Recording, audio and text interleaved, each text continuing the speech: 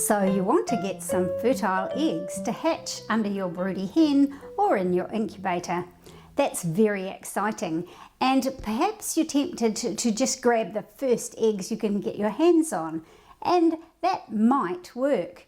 On the other hand, maybe they won't hatch, or perhaps you'll end up with just one poor lonely chick. And chances are, if you end up with just one chick, he's going to be a boy. So if you want the best chance of hatching lots of healthy baby chicks, you should think a little bit about what's the best eggs to choose.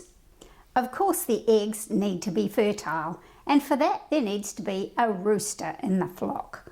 Lots of commercial eggs come from flocks without any rooster at all, so it's unlikely that you'll be able to hatch chicks from supermarket eggs, but it's not unheard of because some commercial flocks do include a rooster. I have a video about your decision whether or not to have a rooster in your flock. But for now, let's just go with there needs to be a rooster in the flock. You might have a clear idea about what kind of chickens you want to end up with, or you might be happy with just a backyard mixture, and that's perfect too. But remember that whatever chicks you hatch from these eggs will grow into chickens with a lifespan of several years. I have a video about how long chickens live. It's not much use ending up with a hen house full of flighty but productive anconas if what you wanted was some cuddly silkies to be pets for your chicken. So learn a little bit about the typical characteristics of the various breeds of chicken and choose fertile eggs of the breed that best matches what you want. For these next couple of points, I'm going to be assuming that you're getting eggs from a breeder. If you're selecting eggs from your own flock, then feel free to skip forward to about minute 4 when I talk about selecting eggs from your own flock. Although they might look it, not all lines or families of the same breed of chicken are identical in every way. It depends on what characteristics the breeder has selected for. You will want eggs from a breeder who has the same aims as you. If you want chickens for showing, then you'll get eggs from a breeder who has show quality stock. If you want your chickens to lay well or be resistant to diseases, then get eggs from a breeder who is also selecting their breeding stock with those characteristics in mind. The show pens can't measure egg laying ability, and some prize-winning chickens might not actually lay many eggs in a year. Ask the breeder about their record of fertility and hatchability. Have they already hatched healthy chicks from this pairing of rooster and hens? By the way, fertility means the likelihood that the eggs are fertile and therefore capable of growing into baby chicks, whereas hatchability is the likelihood of those eggs actually hatching out as live baby chicks. Find out from the breeder if there are any inherited defects that might show up in the baby chicks. This is especially important if the rooster and hens are related, which is quite common, particularly in breeding for show. It's not a bad idea to breed closely related roosters and hens. It's called line breeding. But the breeder should be very aware of any hidden traits that might turn up in the next generation. It might be as simple as a single comb in a breed that is supposed to have a rose comb, and maybe that won't bother you at all. But the breeder should be very clear about what he's selling, and you should be clear about what the outcome might be in the chicks.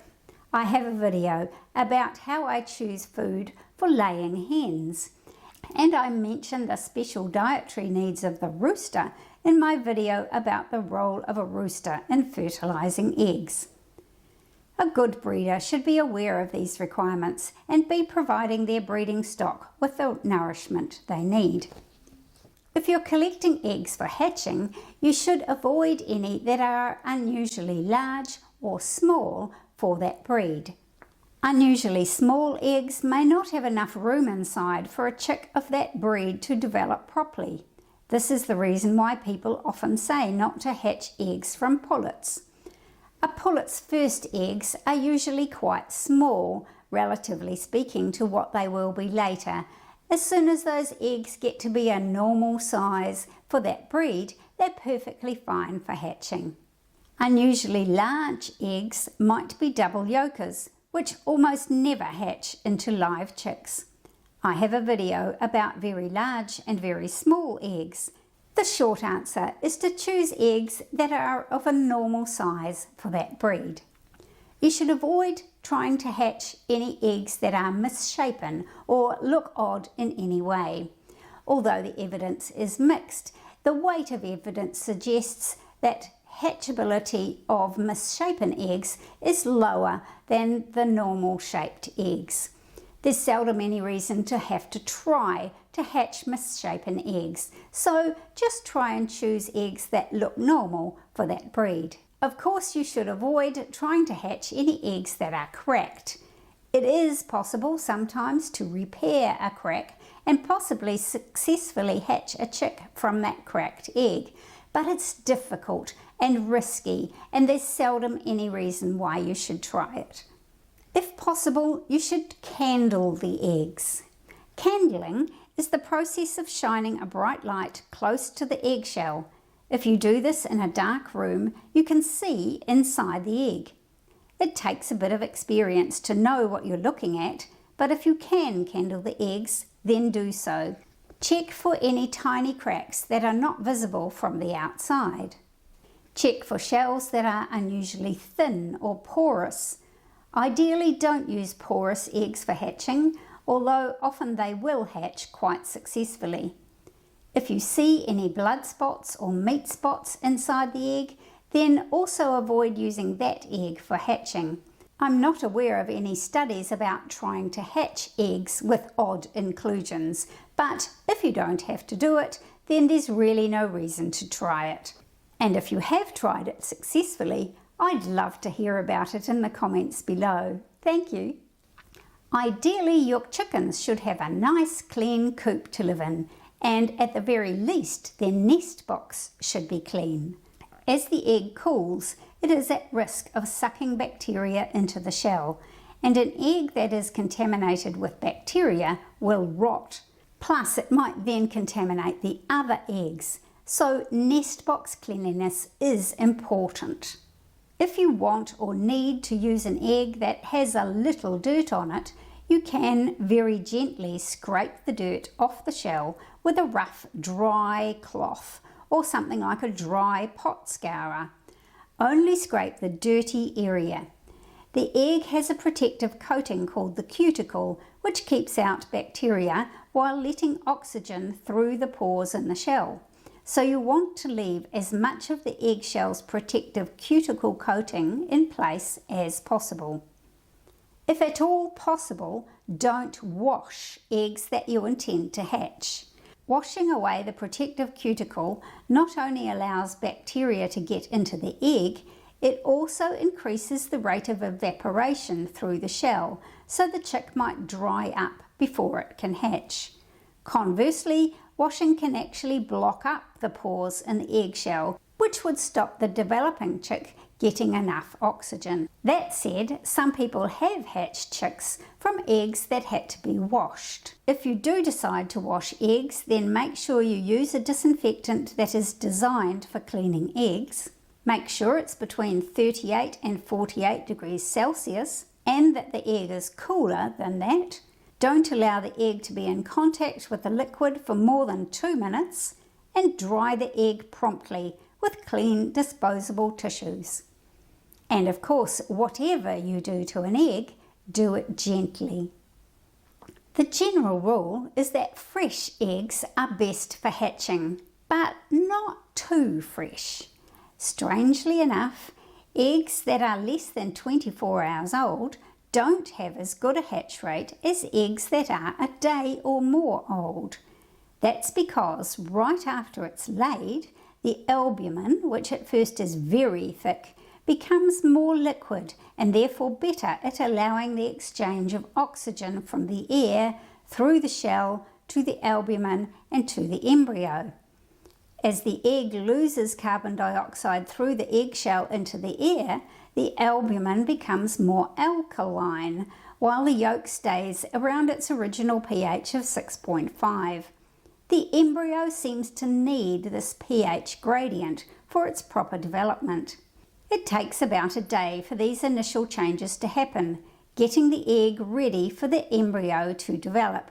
After that first day, hatchability is pretty stable for the first week, but changes are continuing inside the egg, with the albumin continuing to become more liquid, loss of water through evaporation through the eggshell, the membrane around the yolk becomes weaker. After about a week, the changes are accelerating and becoming more damaging. And after 2 weeks, the hatch rate goes downhill pretty fast, with many embryos failing to develop or dying during incubation. And those chicks that do hatch often hatch late and may be prone to defects such as navel problems. So ideally, you should choose eggs that are between 1 and 7 days after laying. It is possible to hatch eggs that are up to 3 weeks old at the time of setting to incubate, but the chances are not good, so it's best to try and hatch fresh eggs if you can. It can be a good idea to mark the date that each egg was laid on the egg with a pencil. If you have more than one breed of chicken that lays eggs of a similar colour and you want to hatch eggs of that particular breed or sell them as fertile eggs of that particular breed, then it's a good idea to mark them to indicate what breed they are. I have on more than one occasion bought eggs that were supposed to be fertile eggs of a particular breed, and when they hatched out, they appeared to be chicks of a pure breed all right, but not of the breed that they were supposed to be.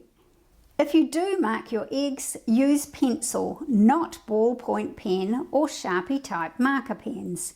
Pencil lead, which of course is graphite, not lead, doesn't pass through the shell, whereas inks are a risk. But even pencil marks will block up a few of the pores in the eggshell, so keep the marking to a minimum. Don't go crazy and scribble all over the eggs. Oh yes, and people have been known to ask if they could please have eggs that will just hatch girl chicks. I have a video about various ideas people have tried to achieve just that and how well they work. The short answer is it's almost impossible. So now you know how to choose the best eggs for hatching. You will want to store them until you've collected enough eggs to put in your incubator or under your broody hen. And it's important that you store them correctly. In my next video, I'll tell you a bit about how to do that. So make sure you know as soon as that one comes out by subscribing to my channel. And also hit the notification bell and check your settings are set to all notifications. That's the bell icon with the 2 little curves around it, not the default that you see when you first hit subscribe. The default is just the bell without the curves, and it means you'll only get a few notifications of new videos from that channel. YouTube made some changes to the notification system last year, so it's a good idea to check that you have the notification settings the way you want them for each channel that you're subscribed to. Plus, of course, you have to do your own device settings, allowing notifications from YouTube. It sounds a bit complicated, but YouTube have a video about how to make sure you have the settings the way you want them for each of the channels that you're interested in. I'll put a link to that video in the description below. Meanwhile, thanks for watching, and I'll see you again soon. Bye for now.